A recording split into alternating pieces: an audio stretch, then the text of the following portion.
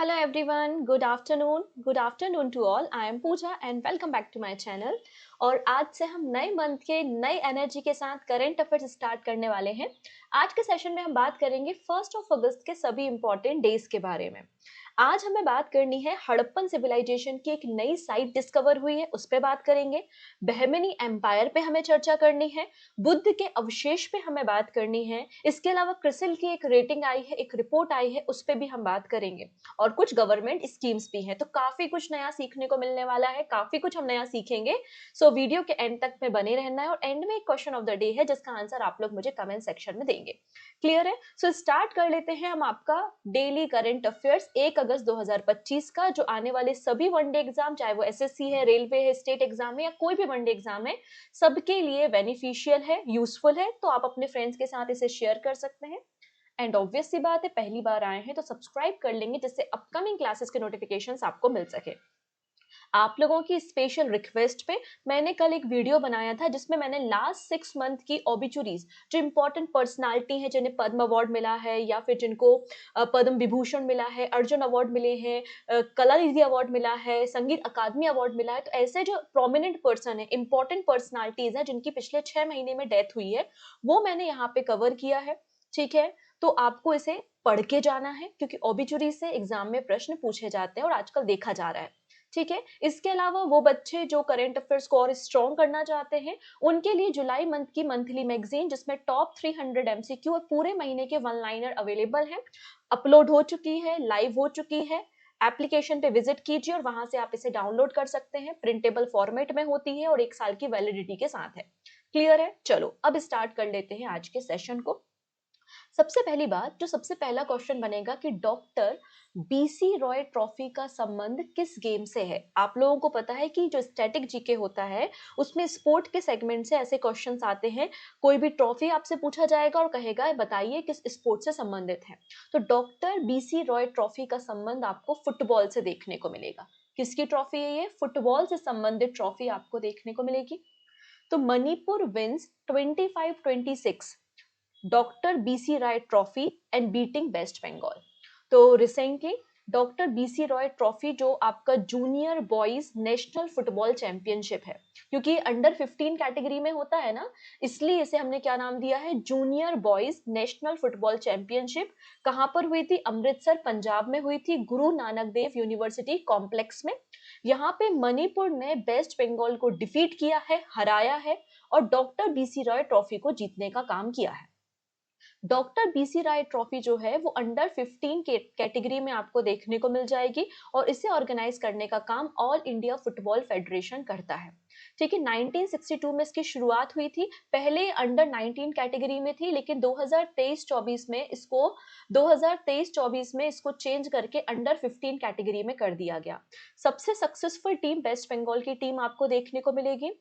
Doctor BC Roy trophy का नाम हमारे देश के भूतपूर्व फ्रीडम फाइटर और वेस्ट बंगाल के second chief minister doctor Bidhan Chandra Roy के नाम पे रखा गया है। तो अगर आपसे पूछा जाए बीसी रॉय कौन थे, तो आपको पता होना चाहिए कि एक फ्रीडम फाइटर थे और सेकेंड नंबर के मुख्यमंत्री थे वेस्ट बंगाल के।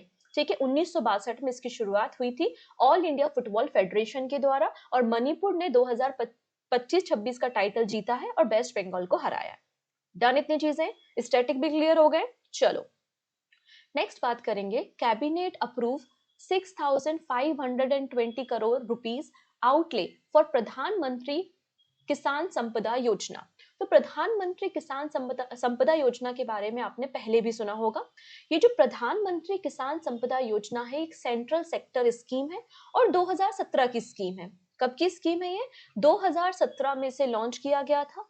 संपदा का मतलब scheme for agro marine processing and development of agro processing cluster था। पहले इसका नाम संपदा था और बाद में इसका नाम प्रधानमंत्री किसान संपदा योजना रख दिया गया।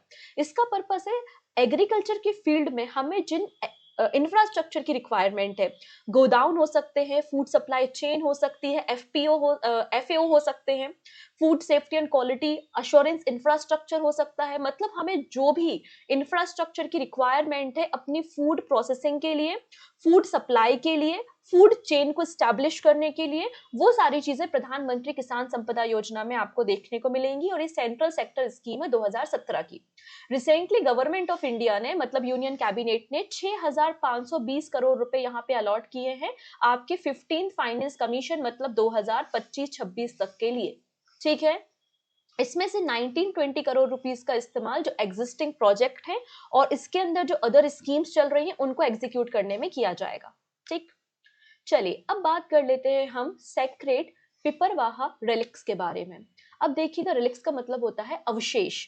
आपको पता है अलग अलग जगहों से गौतम बुद्ध के या बुद्धिज्म के अलग अलग आपको बुद्ध धर्म के अलग अलग अवशेष देखने को मिलते हैं, राइट। तो वैसे यहाँ पे मिनिस्ट्री ऑफ कल्चर ने पब्लिक प्राइवेट पार्टनरशिप से, पब्लिक प्राइवेट पार्टनरशिप किसके साथ हुई थी, तो गवर्नमेंट ऑफ इंडिया और गोदरेज इंडस्ट्री ग्रुप के साथ हमने पार्टनरशिप की थी। और ये जो पिपरवाहा अवशेष है लॉर्ड बुद्धा के, इनको वापस इंडिया लेकर आया गया है। इसे 1898 में 1898 में उत्तर प्रदेश में इनकी खोज की गई थी, डिस्कवरी की गई थी। बाद में इन्हें हांगकांग में ऑक्शन में रखा गया था, मतलब हांगकांग पहुंच गए थे, ऑक्शन में रखा गया था, लेकिन वापस पब्लिक प्राइवेट पार्टनरशिप के जरिए इनको इंडिया लाया गया है। कैसे पता चला कि ये बुद्ध से संबंधित है, क्योंकि यहाँ पे ये जो अवशेष मिले हैं वहां पर आपको ब्राह्मी स्क्रिप्ट देखने को मिलती है। कौन सी स्क्रिप्ट, ब्राह्मी स्क्रिप्ट देखने को मिलती है। ठीक है, और इसमें लिखा है कि यहाँ पे ये जो स्टोन है, ऑर्नामेंट्स हैं, है ना, तो इनको किसने दिया था, साख क्लेन ने इनको डिपॉजिट किया था। कुछ इस तरीके से आपको देखने को मिल रहा है। यहाँ पे आप देख सकते हैं कई तरीके के आपको क्रिस्टल्स देखने को मिल रहे हैं, गोल्ड के स्टोन्स हैं अलग अलग और क्रिस्टल्स हैं। ठीक है, और यहीं पर एक क्रिस्टल में ब्राह्मी इंस्क्रिप्शन लिखा हुआ था कि साख क्लेन के द्वारा इनको डिपॉजिट किया गया है। इस तरीके से बातें हमें पता चली। 1898 में विलियम क्लेक्सटन ने सिद्धार्थनगर डिस्ट्रिक्ट उत्तर प्रदेश, जो कि नेपाल बॉर्डर के नजदीक है, वहां से इस साइट की, मतलब इस अवशेष की खोज की थी। ठीक है, इतनी चीजें। चलो नेक्स्ट है न्यू हड़प्पन साइट, जिसका नाम है राता दियारी डेहरी। ठीक है, पहली बार for the first time Indian इतिहास में नहीं, पूरे वर्ल्ड के इतिहास में पहली बार ऐसा हो रहा है कि थार डेजर्ट में हमें इंडस वैली सिविलाइजेशन की साइट मिली है।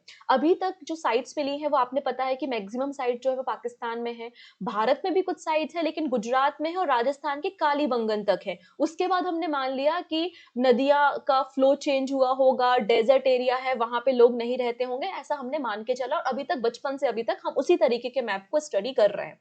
लेकिन अब यहाँ पे आर्कियोलॉजिकल डिपार्टमेंट को भी अपने मैप को चेंज करने की रिक्वायरमेंट होगी, क्योंकि यहाँ पे जो नई साइट मिली है वो थोड़ा सा अंदर, राजस्थान के अंदर जैसलमेर में थार डेजर्ट में आपको देखने को मिलेगी, जिसका नाम है राता दियारी डेहरी।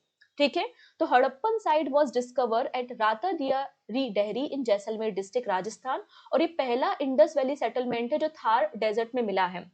बताया जा रहा है इसकी खोज किसने की, दिलीप कुमार सैनी ने की। और इनके द्वारा बताया गया ये जो साइट है वो मैच्योर अर्बन सिविलाइजेशन की साइट है। मतलब जब इंडस वैली सिविलाइजेशन एकदम अपने मैच्योर अर्बन फेज में था, पूरी तरीके से नगरीकरण हो चुका था, उस समय की ये साइट है। और लगभग 2600 से 1900 बीसी के आसपास की ये साइट आपको देखने को मिलती है। ठीक है, जैसा कि मेंशन है ये पहली हड़प्पन साइट है आपको जो थार डेजर्ट में देखने को मिली है, क्योंकि अभी तक जो राजस्थान की आपकी साइट है वो कालीबंगन साइट आपको देखने को मिलती है। ठीक है, और गुजरात और कालीबंगन को हम आपस में कनेक्ट करते हैं, लेकिन अब एक नया मैप तैयार होगा जो गुजरात से राजस्थान के इस नई साइट तक आपको जाएगा, तो एक नए मैप की रिक्वायरमेंट होगी। अब यहाँ पर एक स्टोन की ब्लेड हमको मिली है।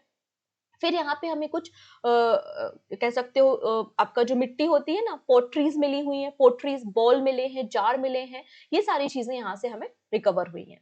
अब इंडस वैली सिविलाइजेशन को हम हड़प्पन सिविलाइजेशन के नाम से भी जानते हैं। उसका रीजन क्या है, क्योंकि पहली जो साइट खोजी गई थी वो हड़प्पन साइट खोजी गई थी। इंडस वैली सिविलाइजेशन की पहली साइट कौन सी है, हड़प्पन साइट है। 1921 में दयाराम साहनी ने इसकी डिस्कवरी की थी, जिसमें हमें 6 ग्रेनरीज देखने को मिलती हैं।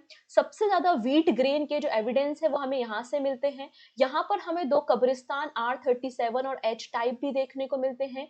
यहाँ पर हमको कॉफिन वरियल्स देखने को मिलते हैं और एक टॉर्सो जो कि आपका रेड सैंडस्टोन से बना हुआ है। ये जो न्यूड टॉर्सो मतलब upper part of the male body है, ये भी हमको यहाँ से देखने को मिलता है। अब इंडस वैली सिविलाइजेशन के अलावा हड़प्पन साइट के अलावा एक और बहुत फेमस साइट है जिसका नाम है मोहनजोदाड़ो। मोहनजोदाड़ो की खोज 1922 में 1922 में की गई थी इंडस नदी के किनारे, इसलिए इसे इंडस वैली सिविलाइजेशन भी कहा जाता है। आर.डी. बैनर्जी इसके खोजकर्ता या राखलदास बैनर्जी आपको खोजकर्ता मिलेंगे। हड़प्पन जो साइट थी वो रावी नदी के किनारे खोजी गई थी, जबकि मोहनजोदाड़ो इंडस नदी के किनारे खोजी गई थी। सेकंड नंबर की साइड है। और ये जो डांसिंग गर्ल है जो कि ब्रोंज से बनी हुई है, कांसा धातु की बनी हुई जो डांसिंग स्टैचू है वो आपको यहाँ से देखने को मिलती है। यहाँ पर आपको ग्रेट बाथ मतलब एक बहुत बड़ा स्नानागार यहाँ पर देखने को मिलता है। पशुपतिनाथ की सील आपको यहाँ पे देखने को मिलती हैं।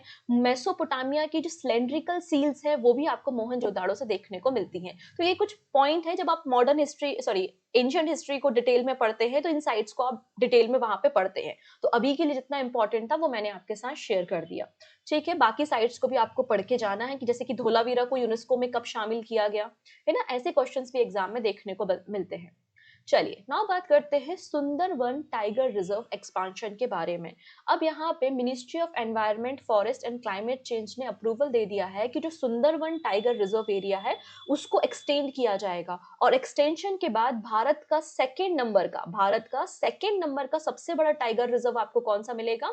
सुंदरवन टाइगर रिजर्व देखने को मिल जाएगा आफ्टर एक्सपांशन। ठीक है, तो Sundarban tiger reserve is set to become India second largest tiger sanctuary. ठीक है, 1100 स्क्वायर किलोमीटर के एरिया को एक्सपांड करने की परमिशन दे दी गई है by the ministry of environment, forest and climate change. अभी जो सुंदरवन टाइगर रिजर्व है इसका एरिया 2585 स्क्वायर किलोमीटर का है, और यहाँ पे जब एक्सपांशन हो जाएगा तो ये 3627 स्क्वायर किलोमीटर का हो जाएगा और भारत का सेकेंड नंबर का लार्जेस्ट टाइगर रिजर्व आपको देखने को मिलेगा।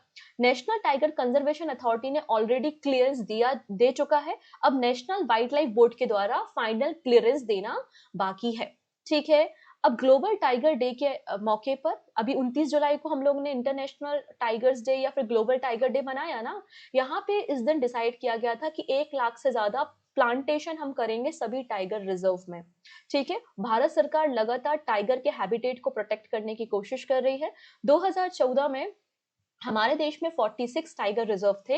नाउ इन 2025 हमारे देश में 58 टाइगर रिजर्व देखने को मिल जाएंगे। ठीक है, तो 58 टाइगर रिजर्व्स आपको देखने को मिलेंगे। सबसे बड़ा जो टाइगर रिजर्व है in the terms of area वो आपको नागार्जुन सागर श्रीसेलम देखने को मिल जाएगा। और अब इसके बाद अगर एक्सपांशन क्लियर हो गया तो सेकेंड नंबर पे आपको वेस्ट बंगाल का सुंदरवन टाइगर रिजर्व देखने को मिलेगा। ठीक है, अब बात करते हैं सबसे पुराना tiger reserve, Jim Corbett national park है, टाइगर रिजर्व है जो उत्तराखंड में है। 1973 में इसको शामिल किया गया था।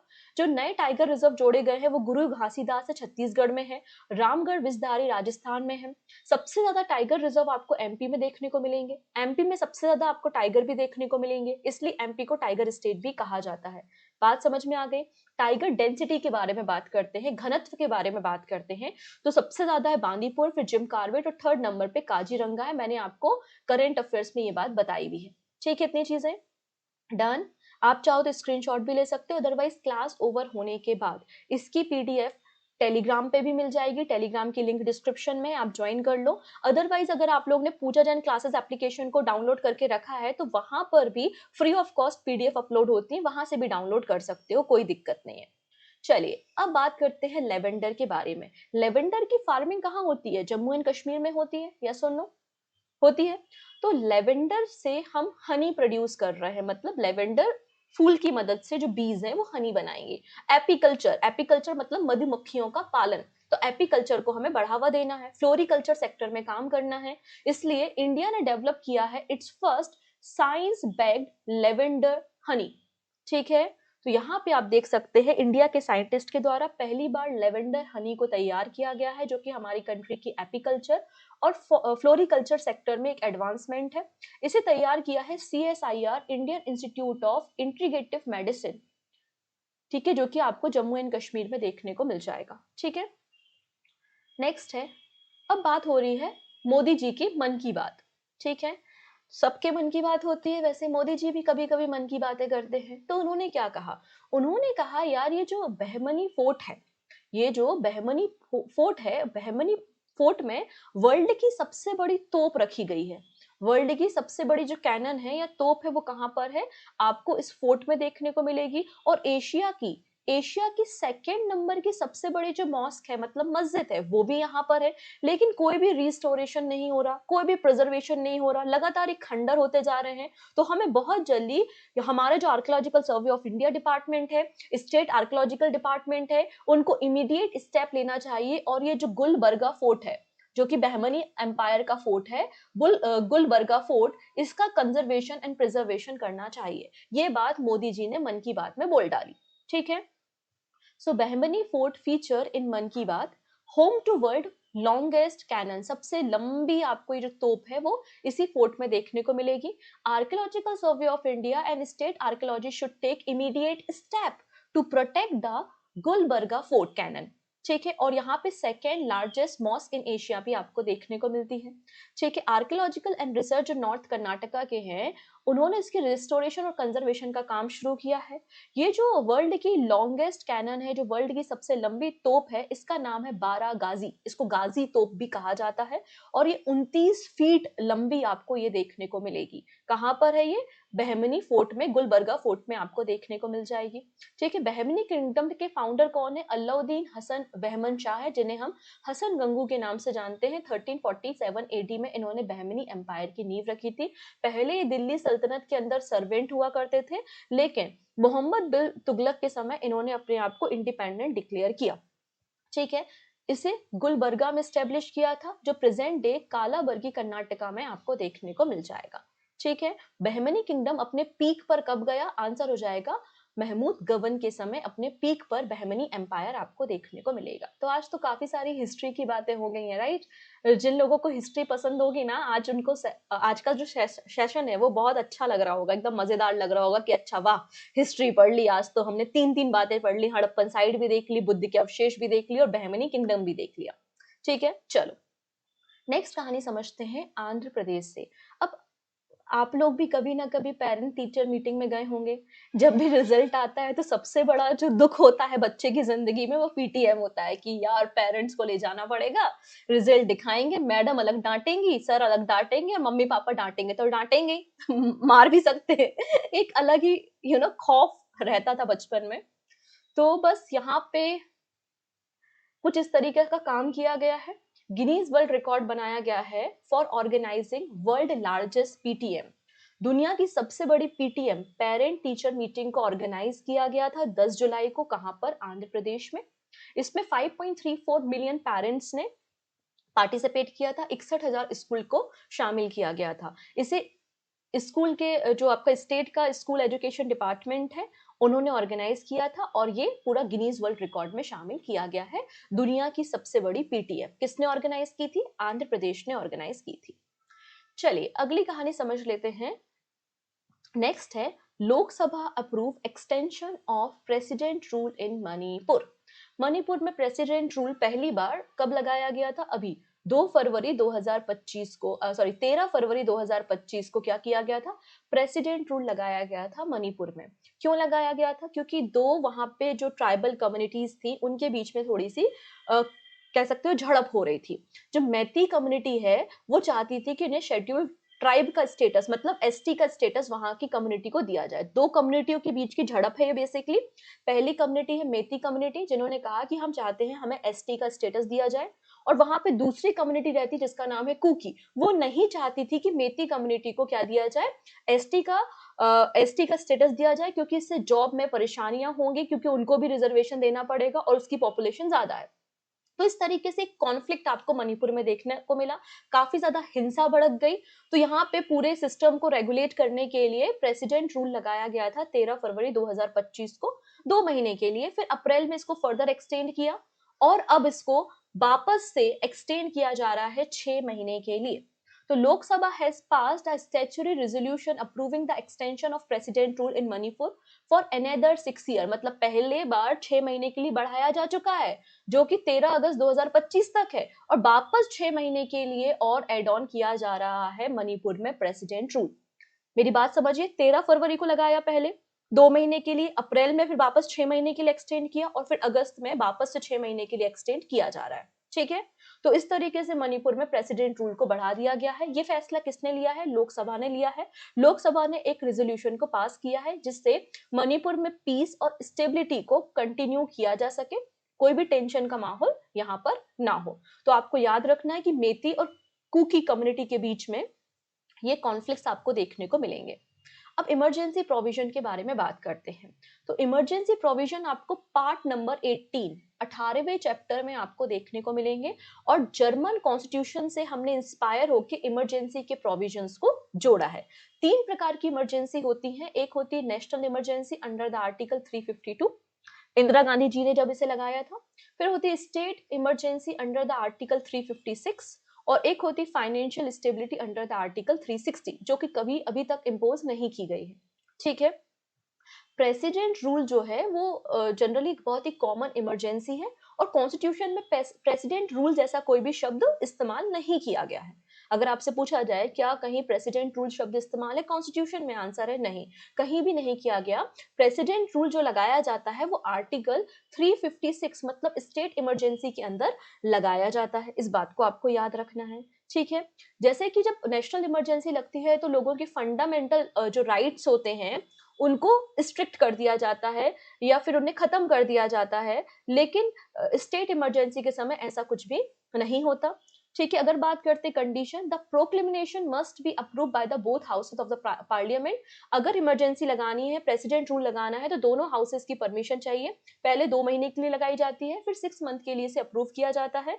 6 मंथ करते करते करते करते आप इसे 3 साल से ज्यादा नहीं बढ़ा सकते। ठीक है। इस बात को याद रखना है। President rule can not exceed 3 year in the total and can be revoked any time. किसी भी समय इसको हटाया जा सकता है। पहली बार 1951 में प्रेसिडेंट रूल लगा था पंजाब में। सबसे ज्यादा बार मणिपुर में ही प्रेसिडेंट रूल आपको देखने को मिल जाएगा। ठीक है। नेक्स्ट बात करते हैं क्रिसिल की एक रेटिंग के बारे में। Private sector to invest 77,000 crore rupees in thermal power by the FY26। अब यहाँ पे इन्होंने कहा है कि लगातार भारत में एनर्जी की डिमांड इंक्रीज होते जा रही है, लोगों की जरूरतें बढ़ते जा रही हैं। तो यहाँ पे अब बहुत सारे इन्वेस्टर्स हैं और प्राइवेट सेक्टर हैं जो कि हमारी थर्मल पावर में इन्वेस्ट करेंगे FY28 तक, ऐसा क्रिसिल ने अपनी रेटिंग में कहा है। तो in a major development for India's energy sector, the thermal power industry is set to witness a investment of 77,000 crore rupees. और एक प्राइवेट प्लेयर के द्वारा FY26 से FY28 के बीच में इन्वेस्टमेंट हमारे थर्मल पावर सेक्टर में किया जाएगा। ठीक है। इसमें बताया गया है कि पब्लिक और प्राइवेट दोनों तरीके के इन्वेस्टमेंट को अगर मिला दिया जाए, तो पब्लिक और प्राइवेट इन्वेस्टमेंट को अगर मिला दिया जाए तो लगभग 2.3 लाख करोड़ रुपीस का इन्वेस्टमेंट आपको आने वाले 3 सालों में देखने को मिल सकता है थर्मल पावर सेक्टर में। ठीक है। इसके अलावा अब आजकल लोग बड़े बड़े जो पावर परचेज एग्रीमेंट है उनको साइन कर रहे हैं। इससे क्या होता है, जो इन्वेस्टर्स होते हैं उनको भी सिक्योरिटी होती है कि हमने किसी प्लांट में इन्वेस्ट किया है, पैसा लगाया है। और पावर परचेज एग्रीमेंट का ये मतलब होता है कि हम बिजली बना के दे रहे हैं और आप बिजली को खरीदोगे। तो आपका यहाँ पे ग्राहक जब है, कस्टमर आपके पास रेडी है, तो आपको फिर टेंशन नहीं होती ना कि हमारा इन्वेस्टमेंट सही है कि नहीं। तो यहाँ पे एक सिक्योरिटी भी फील हो रही है लोगों को long term power purchase agreement के कारण। ठीक है। For the first time in 10 year 4 state power distribution company have sign 25-ईयर पावर परचेज एग्रीमेंट। तो पहली बार 25 सालों का power purchase agreement thermal power plant के साथ साइन किया जा रहा है, जिससे फाइनेंशियल रिस्क भी रिड्यूस हो रही है। अब इंडिया की जो पावर डिमांड है वो प्रोजेक्ट की गई है 366 gigawatt by the 2031 and 32। Renewable energy जो सोर्सेज है वो 70% डिमांड को फुलफिल करेंगे, ऐसा गवर्नमेंट का प्लानिंग है। ठीक है।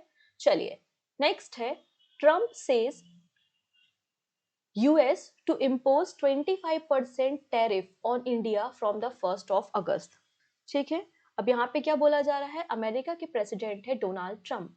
इन्होंने कहा है कि भारत जो है वो मान नहीं रहा। यूक्रेन और रशिया का बैटल चल रहा है, वॉर चल रहा है। हमने रशिया से इंपोर्ट एक्सपोर्ट पे सैंक्शन लगाए थे, लेकिन स्टिल इंडिया तो इंपोर्ट एक्सपोर्ट करता है रशिया से। तो इंडिया को पेनाल्टी देनी पड़ेगी और पेनाल्टी के रूप में इनको 25% टैरिफ देना पड़ेगा ऑन इंडियन इंपोर्ट्स। मतलब अमेरिका में जो भी सामान इंडिया से आएगा अमेरिका में जो भी सामान इंडिया से आएगा उस पर 25% टैरिफ लगेगा। मतलब इंडियन जो गुड्स है वो अमेरिका में महंगे हो जाएंगे। और जब कोई चीज कहीं महंगी हो जाती है तो लोग दूसरा ऑल्टरनेटिव ढूंढना शुरू कर देते हैं। फिर भारत की चीजों की बिक्री कम हो जाएगी, इससे कहीं ना कहीं भारत को थोड़ा बहुत लॉस तो होगा ही होगा, राइट। तो US president Donald Trump declare a 25% tariff on Indian imports, जो कि 1 अगस्त से इफेक्ट में आएगा। ऐसा मिनिस्ट्री का कहना है कि अभी थोड़ा और नेगोशिएशन चल रहा है, हो सकता है ये आने वाले समय में कम हो जाए। सबसे ज्यादा जो इम्पैक्ट पड़ेगा वो फार्मास्यूटिकल इंडस्ट्री में पड़ेगा, क्योंकि भारत सबसे ज्यादा जो एक्सपोर्ट करता है वो फार्मास्यूटिकल फार्मा प्रोडक्ट्स को एक्सपोर्ट करने का काम करता है। इसके अलावा टेक्सटाइल है, कम्युनिकेशन इक्विपमेंट और एग्रीकल्चर प्रोडक्ट्स पे भी असर होगा। ठीक, चलिए अंत में बात कर लेते हैं एक बुक के बारे में जिसका नाम है the man who became cinema, Dilip Kumar. The man who became cinema, Dilip Kumar. इस बुक के ऑथर कौन है? अशोक चोपड़ा आपको देखने को मिलेंगे। रिसेंटली इस बुक को लॉन्च करने का काम किया गया है। तो ये थे आज के हमारे करंट अफेयर्स। अब कुछ क्वेश्चंस है। पहला क्वेश्चन यही है कि हड़प्पन साइट राता दिया डेहरी कहाँ पर लोकेटेड है? तो आंसर हो जाएगा राजस्थान के जैसलमेर के थार डेजर्ट में आपको देखने को मिल जाएगी। ठीक है, तो ये एक इंपॉर्टेंट क्वेश्चन आपको आर्ट एंड कल्चर सेगमेंट से, करंट अफेयर्स से, हिस्ट्री के साथ कनेक्ट करते हुए देखने को मिल सकता है। अंत में है question of the day, national overseas scheme किस मिनिस्ट्री के द्वारा इंप्लीमेंट की जाती है? External affairs, home affairs, finance या फिर सोशल जस्टिस? जो भी सही आंसर है वो आप मुझे कमेंट सेक्शन में बताएंगे। बाकी सारी बातें आने वाले वीडियो में डिस्कस होगी। Thank you so much, take care and have a nice day.